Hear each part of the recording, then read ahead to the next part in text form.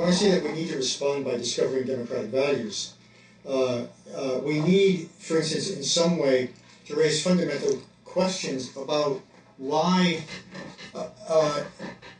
so many people throughout the world don't see us as the apex of civilization. We have to be attentive to the fact that many people see the U.S. as an accomplice of Israel, a partner in the sort of ruthless repression of Palestinians, particularly the Palestinian aspiration for land and for independence. I mean, this is a country that provides $3.5 billion a year in aiding Israel. There are many Arabs throughout the world who resent that. They resent the fact that it's United States money that provides the missiles, provides the planes, provides much of the technology that blows up Palestinian villages, that targets Palestinian leaders, that is used in many ways to militarize and to undercut the possibilities for Palestinians for having any independence.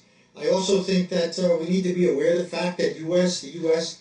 Stations troops in Saudi Arabia, and in many cases near sites, some of Islam's most holiest sites. Many people are angry over the fact that the United States blew up a pharmaceutical company in the Sudan that was absolutely central to providing drugs and other medical supplies to thousands of people. And in some cases, it's suggested that in some sources that 10,000 people were killed. Many people are angry over the fact that the United States imposes sanctions on Iraq. I mean, these are sanctions that, in some cases, according to some sources, has resulted in the death of over 500,000 children.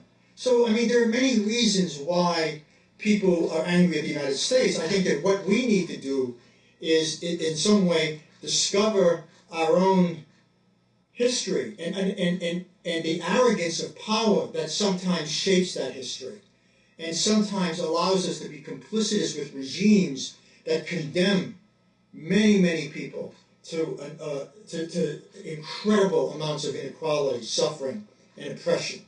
But I also think that as part of the response to this, we need, as a country, to discover ourselves as political agents. I mean, we need, in some way, to understand that we need to take back those kinds of public spaces, democratic public spheres, that increasingly are being privatized in this country and is shutting down the possibility for democratic debate, that is shutting down those kinds of questions that would allow us to ask, what kind of country do we want to be in the world? What kind of leadership do we want to assume? What does it mean to be a major world power? What obligations do we have to develop policies that are not going to be paralyzed by violence or by militarism? What does it mean, in some fundamental sense, to take human life seriously so that we don't align ourselves with nations who, in some way, function to basically murder, kill, and oppress other human beings?